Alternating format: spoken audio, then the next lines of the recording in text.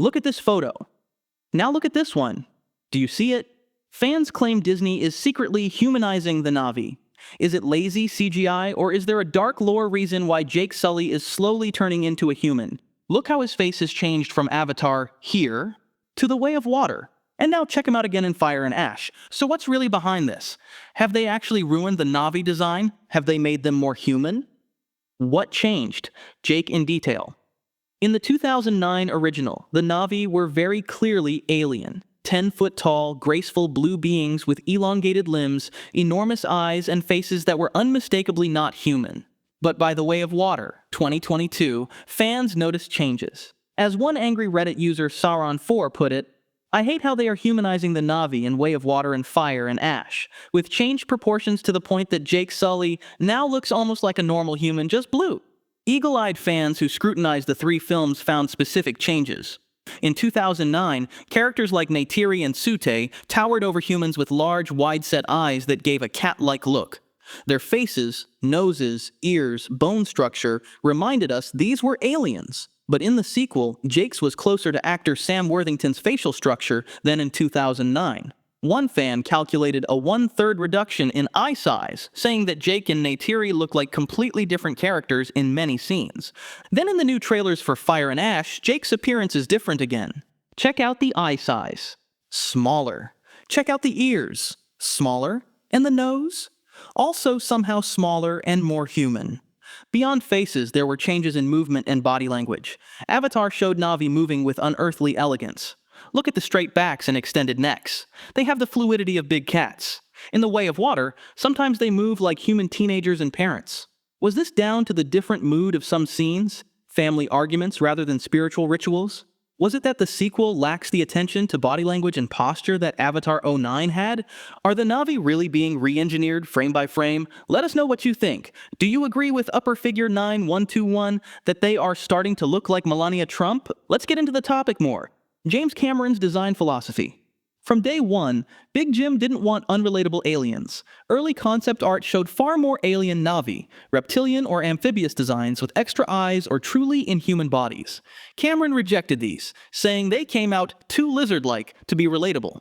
Creepy designs simply would not work as a love story. He explained, Cameron figured humans emotionally relate to familiar animals, dogs and cats, so the Na'vi were given familiar and appealing traits despite being aliens. This led to 2 eyes, nose, and mouth in familiar arrangements, plus expressive ears and tails that remind us of our pet's body language. The crucial decision was making their eyes big and soulful, a known technique of maximizing emotional expressiveness of animated characters. In the first Avatar, those large eyes were the key to getting audiences to identify with the Na'vi. Moving into sequels, did Cameron tweak that balance? With audiences already on board with the Na'vi, they could dial back a little and lean into realistic performance.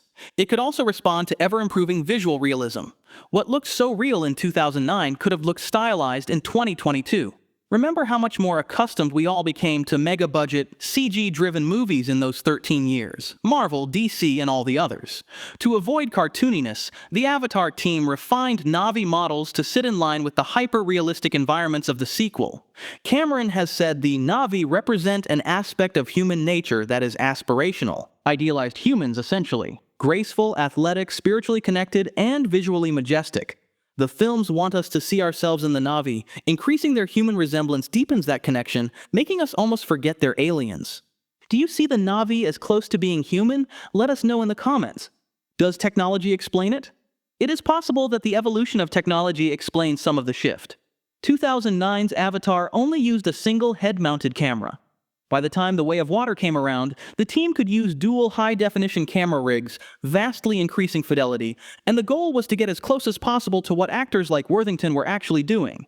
Cameron described this as the quest for the holy grail of animation. So the extra detail in Way of Water and Fire and Ash might make the Na'vi more like humans, because their faces now ape the behavior of the human actors more accurately.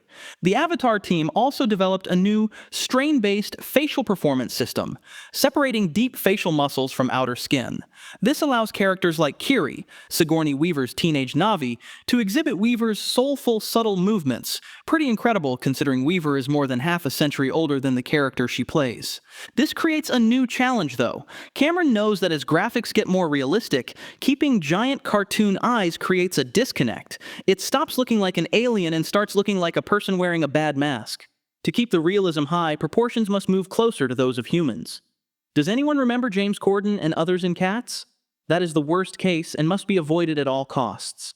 So the Avatar team probably fine-tuned Na'vi models to bring advanced performance capture. It could just be that a slightly more human facial structure conveys human actors' emotions better.